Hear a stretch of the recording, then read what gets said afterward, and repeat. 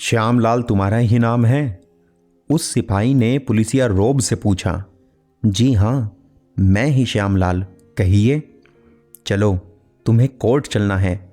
तुम्हारे बेटे ने तुम्हारे खिलाफ मुकदमा दर्ज करवाया है। आज तुम्हारी पेशी है कोर्ट में, सिपाही ने कहा। सुनते ही उस बूढ़े आदमी की आंखें भर आई। हे भगवान, अब यही दिन देखना बाकी रह गया था, कहते हुए बूढ़ा उठकर सिपाही के साथ हो लिया।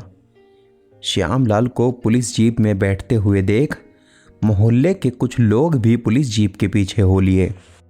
कोर्ट में श्यामलाल को कटघरे में खड़ा किया गया। फरियादी पक्ष के वकील ने जज साहब को बताया, माय लॉर्ड, मेरे क्लाइंट मिस्टर नरेश ने अपने पिता श्यामलाल पर यह इल्ज़ाम लगाया है कि उसने उसकी परवरिश सही ढंग से नहीं की, इसलिए आज समाज में उसकी प्रतिष्ठा दांव पर लगी है और उसे समाज में नीचा देखना पड़ रहा है। नरेश, आप बताइए क्या माजरा है? जज ने नरेश से पूछा।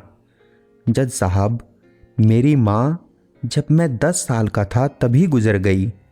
मेरा बाप मजदूरी करने जाता था। उसने मुझे पढ़ाया लिखाया, मेरी नौकरी लगी और मेरी शादी भी की, पर इन सब के बावजूद इसने मेरी परवरिश सही से नहीं की और संस्कार नहीं दिए, इसलिए समाज में आज न केवल मेरा अपमान हो रहा है बल्कि मेरा भविष्य भी अंधकार में है। नरेश ने कहा। पहेलियाँ मत बुझाओ, सीधी बात कहो, जज ने उसे डांटा। जज साहब, इन दिनों मेरी बीवी मेरे पिता को वृद्धाश्रम में भेजने के लिए पीछे पड़ी हुई है और मैं उसका विरोध नहीं कर पा रहा हूँ। अगर मेरे पिता ने मेरी सही परवरिश की होती और संस्कार दिए होते तो मैं उसका विरोध करता और अपने पिता को वृद्धाश्रम में छोड़ने को राजी नहीं होता। चूँकि मेरे पिता ने मुझे संस्कार नहीं दिए तो मैं नहीं जानता सही परवरिश और संस्कार क्या होते हैं। इस कारण मैं अपने बेटे को भी वो संस्कार नहीं दे पा रहा हूँ, इसलिए मेरा भविष्य अंधकार में है। कल को मेरा बेटा भी संस्कारों और परवरिश के अभाव में मुझे और मेरी पत्नी को वृद्धाश्रम में भेज सकता है और मेरे पिता को वृद्धाश्रम में छोड़ने से मेरी समाज में भी बेइज्जती होगी।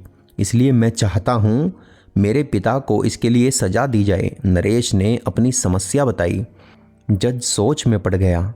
कुछ देर सोचने के बाद जज ने कहा, नरेश, कानून में ऐसे काम के लिए कोई सज़ा मुकर्रर नहीं है। तुम बताओ, अपने पिता के लिए क्या सज़ा होनी चाहिए? जज साहब, मैं चाहता हूँ मेरे पिता को पाबंद किया जाए कि अगले 10 वर्ष तक मेरी अच्छे से परवरिश करे और मुझे संस्कार दे ताकि मैं भी अपने बेटे को सही परवरिश करना सिखा सकूं। ठीक है, ये कोर्ट श्यामलाल को 10 साल के लिए पाबंद करता है कि वो अपने बेटे नरेश की अच्छी परवरिश करे और उसे संस्कार दे। जज साहब, एक दरखास्त और है मेरी, नरेश ने कहा। हाँ बोलो। जज साहब, कुछ लोग डराकर, धमकाकर और फुसलाकर मेरे पिता को मेरी परवरिश करने से रोक सकते हैं। उन्हें भी पाबंद किया जाए कि ऐसा कोई कृत्य न करे, नरेश ने कहा।